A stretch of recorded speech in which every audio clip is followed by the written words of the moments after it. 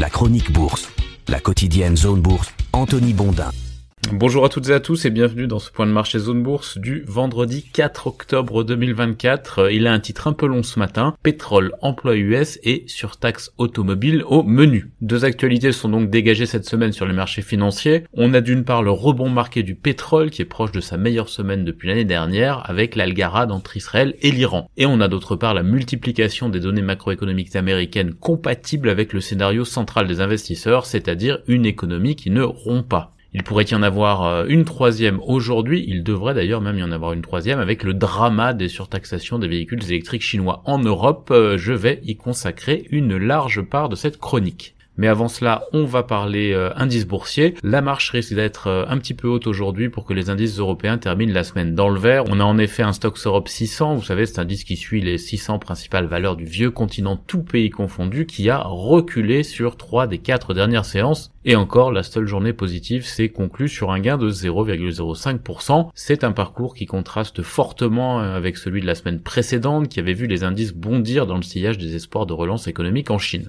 Une fois de plus, depuis le début de l'année, c'est le CAC 40 français qui est encore à la traîne depuis lundi. Ça, c'est à cause de la consolidation après le rebond qui a touché tous les indices, mais aussi plus spécifiquement à cause de la politique fiscale qui s'annonce punitive pour les grandes entreprises dans l'Hexagone. Deux valeurs ont quand même tiré leur épingle du jeu. Total Energy d'abord, qui profite du gros rebond du pétrole évidemment et de sa dernière journée investisseur. Et on a aussi Thales qui progresse légèrement et qui bénéficie évidemment là aussi des tensions au Moyen-Orient en tant qu'acteur du secteur de la défense. Pour le reste, tous les autres dossiers sont en baisse sur la semaine. Du côté des États-Unis, les investisseurs américains étaient nettement moins excités parce qu'ils se sont concentrés sur leur mantra d'atterrissage économique en douceur favorisé par les baisses de taux de la Fed. Wall Street n'avait pas connu le même emballement que l'Europe la semaine dernière après les mesures chinoises et hier, le marché n'a finalement que peu réagi aux propos de Joe Biden qui ont fait décoller le pétrole. Le président américain a en effet déclaré que les États-Unis discutaient avec Israël d'éventuelles frappes sur les installations pétrolières iraniennes en représailles aux tirs de missiles qui ont visé l'État hébreu plus tôt dans la semaine.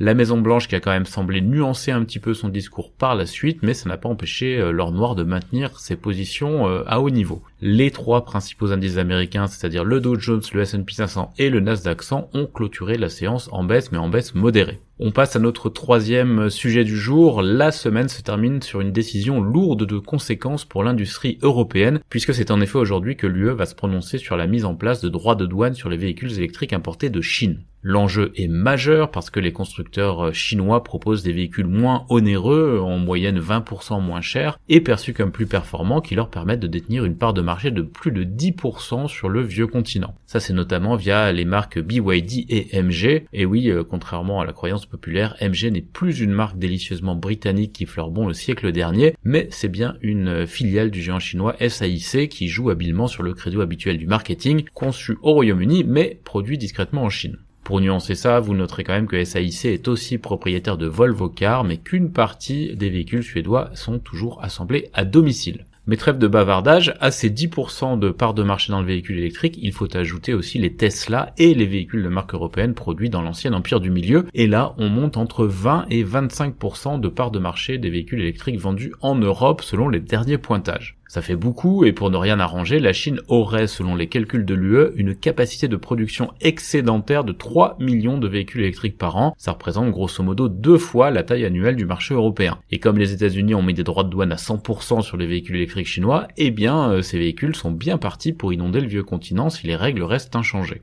Alors ça c'est la version basique. Le problème, que j'ai d'ailleurs déjà effleuré hier ici même, c'est que les intérêts des différents États européens ne convergent pas forcément. Nos voisins allemands par exemple écoulent un tiers de leurs véhicules en Chine. On imagine aisément qu'ils ont un peu les chocottes que des surtaxes européennes entraînent des surtaxes de rétorsion chinoise, ce qui empêcherait à l'Allemagne de vendre des BMW et des Mercedes en Chine. L'Espagne n'est pas ravie non plus, non seulement parce que c'est un pays exportateur d'automobiles, mais aussi parce que c'est le premier vendeur européen de viande de porc dont la Chine est le premier client.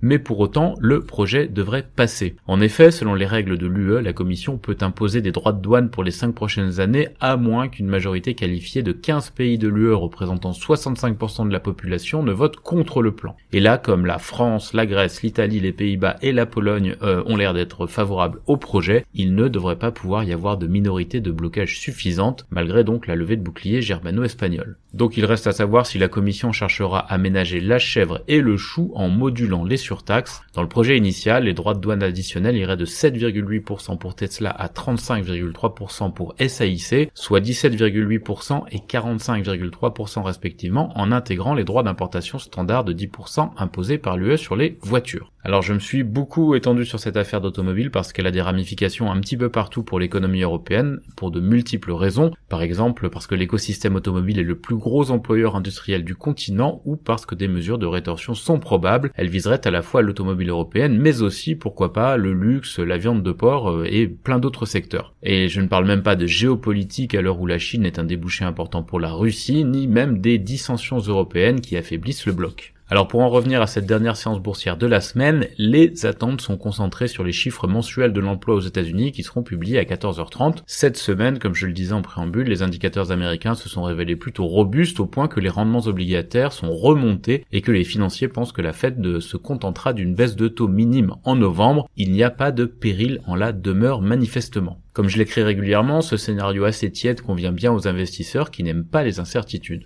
Les craintes inflationnistes nées de la hausse des cours pétroliers ont aussi sans doute contribué à modérer les attentes sur les baisses de taux, et sur ce front, j'ajoute que l'arrêt de la grève des dockers américains qui sont satisfaits des propositions qui leur ont été faites est une bonne nouvelle parce que les économistes craignaient qu'un conflit dur ne fasse remonter les prix à cause des pénuries. Côté Asie-Pacifique ce matin, Tokyo termine la journée sur une note positive, on est à plus 0,3%, mais le bilan reste négatif sur la semaine. La Chine continentale reste fermée pour la semaine fériée de la fête nationale. Hong Kong, qui a consolidé hier après une grosse série haussière, repart de l'avant en gagnant 2,2%, toujours tracté évidemment par les mesures de relance de Pékin. Du côté de Taïwan et de l'Australie, on perd en revanche plus de 0,5%, l'Inde est à l'équilibre et la Corée du Sud reprend 0,5%. Les indicateurs européens, eux, ils sont légèrement haussier autour de 8 heures. Dans l'actu des sociétés en France, les patrons de Stellantis et de Renault ont balayé les rumeurs de rapprochement qui avaient bizarrement ressurgi hier. Par ailleurs, Suez a annoncé prendre une participation de 20% dans l'unité de recyclage de Renault et Stellantis achève la dernière tranche de son programme de rachat d'actions d'un montant de 1 milliard d'euros. Notez que certains analystes doutent de la capacité du groupe à emmener d'autres à court terme compte tenu de la dégradation de ses marges. AXA va acheter et annuler 452 millions d'euros d'actions pour neutraliser l'effet de son plan d'actionnariat salarié. Rexel se renforce dans le matériel de surveillance et de sécurité avec le rachat d'Itesa. Elis aurait été approché par UniFirst, prêt à être racheté, tout en discutant d'un rachat du concurrent Vestis. La Française des Jeux détient plus de 90% de Kindred et peut donc retirer le dossier de la cote suédoise. Emeis, l'ex-Orpea, a maintenu son objectif de rentabilité pour 2024 et accélère ses cessions. Casido a remboursé environ 200 millions d'euros aux porteurs de dettes obligataires sécurisées de sa filiale Quatrim après ses dernières cessions. Voltalia a mis en service de nouvelles toitures solaires en Roumanie. Groupe Partouche vend un immeuble cannois et du côté d'Abivax, on a recruté le premier patient d'un essai clinique de phase 2B dans la maladie de Crohn. Enfin, Acticor Biotech a obtenu la prorogation de son redressement judiciaire. Sur l'agenda des publis